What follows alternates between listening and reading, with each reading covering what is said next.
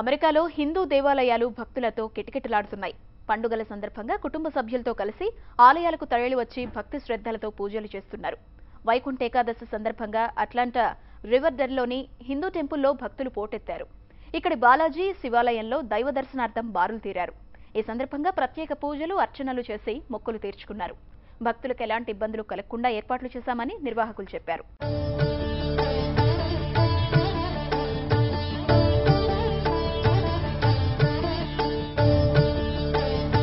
TV5 వ్యూయర్స్కు నూతన సంవత్సర శుభాకాంక్షలు. మా క్యాంపస్లో శివ అండ్ బాలాజీ 2 టెంపుల్స్ ఉన్నాయి. ఇది ఒక విధంగా ఒక ప్రత్యేకత, మా టెంపుల్కు ఉన్న ప్రత్యేకత. అది లాస్ట్ 2 ఇయర్స్లో మా అభివృద్ధి ఏంటంటే మాకు ఈ సౌత్ ఈస్ట్ అంటే ఫ్లోరిడా, టెన్నెసీ, మన అలబామా, జార్జియా అన్ని స్టేట్లోకి వెళ్ళి రావడం మొదలయ్యారు. సో మా ప్రత్యేకత ఈ 2 ఏళ్లలో ఏంటంటే మా టీం కోఆపరేషన్ వల్ల మేము సాధించిన ఫలితాలు బాగా ఉన్నాయి. అవి మాది ఇంకా ముందు వచ్చే కార్యవర్గానికి కూడా అవి ఉపయోగపడుతుంది. తర్వాత వాళ్ళు కూడా మాలాగే అభివృద్ధి చేయాలని చూస్తున్నాం.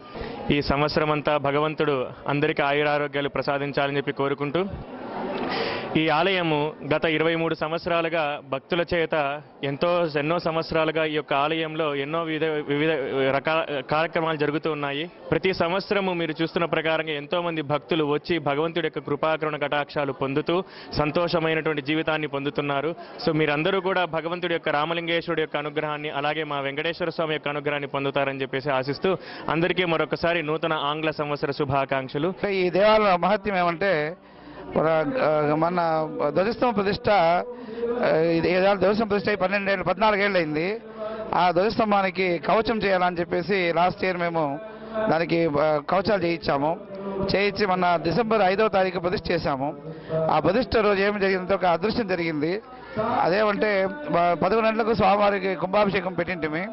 ఆ టైంలో అది ధ్వజస్తంభం రెడీ కాలేదు కాబట్టి ఆ టైంలో మేము కుంభాభిషేకం చేయలేకపోయినాము. అది చేయలేదని చెప్పి చాలా బాధపడుతూ స్వామివారిని ప్రార్థన చేస్తుంటే అది 2 గంటలకు కుంభాభిషేకం చేయడానికి లగ్నం 2 గంటలకు కుంభాభిషేకం చేశాము. ఆ కుంభాభిషేకం చేసే సమయంలో ఏమంటే గరుడ పక్షి వచ్చి అక్కడే ఉండి ఆ కుంభాభిషేకం అంతా అయిన తర్వాత అక్కడే ఉండి చూసి మమ్మల్ని అందరినీ ఆ భక్తులందరూ ఆశీర్వాదం చేసి వెళ్ళింది. అందుకు మేము చాలా బాధపడుతూ ఉంటుంది. ఒక్కొక్క ఏమంటే మార్గశిర మాసంలో భగవద్గీత చెప్పినట్టుగా గరుడ పక్షి నేనే, మార్గశిర మాసం నేనే చెప్పి భగవంతుడు ఎట్లా చెప్పాడో ఆ రోజు ఆ గరుడ పక్షి వచ్చింది. మాకు దేవుడే వచ్చినట్టుగా చాలా సంతోషపడ్డాము. అందువల్ల ప్రతి ఒక్క భక్తాదులు వచ్చి స్వామివారి దర్శనం చేసుకుంటే వాళ్ళ కోరికలు తప్పుగా తీరుతుందని చెప్పేసి మా యొక్క ఆశయము.